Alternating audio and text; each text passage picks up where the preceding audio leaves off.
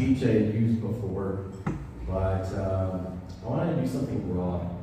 And much like Brene Brown, I'm sure many of you are familiar with, in the lecture on vulnerability, I wanted to be vulnerable, put myself out there.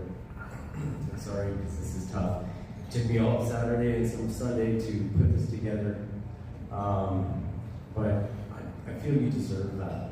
So this is my story. So it was 1998. I was in birth enough to my family, so what was expressed. Now keep in mind, I was valedictorian. I worked in the evenings to pay their rent because neither of my parents worked.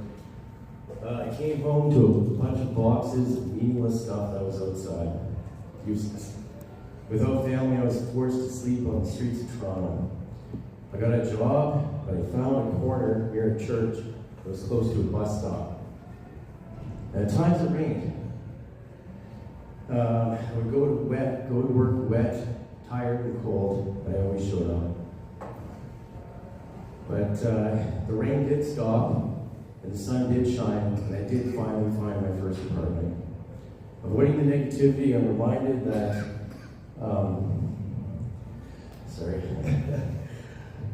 those who were dancing in the rain were thought crazy by those who could not hear the music. I'll say that again. Those who were dancing in the rain were thought crazy by those who could not hear the music. So remember, the rain will shine, the wet will dry, but don't let anyone ever take your music or your joy. I came to Calgary, and my roommate moved his girlfriend in, so I was stuck. I lived at the Calgary Drop-In Center for a period. I walked every day with resumes, trying to find a job. I came across the seismic company. I had no idea what seismic was. And I just said, I'm homeless and I want to work. I'll start today. They sent me off to Fort St. John, where I took a helicopter and dropped me off in the middle of the woods where I laid cables. And people asked me, why are you so happy and work so hard? And I said, because this is the happiest I've ever been. So remember, perception is everything. How I perceive something, joyful, maybe somebody's negativity, so be joyful. Every day for many years I exercised gratefulness. Always exercise appreciation, humbleness, and growth plan.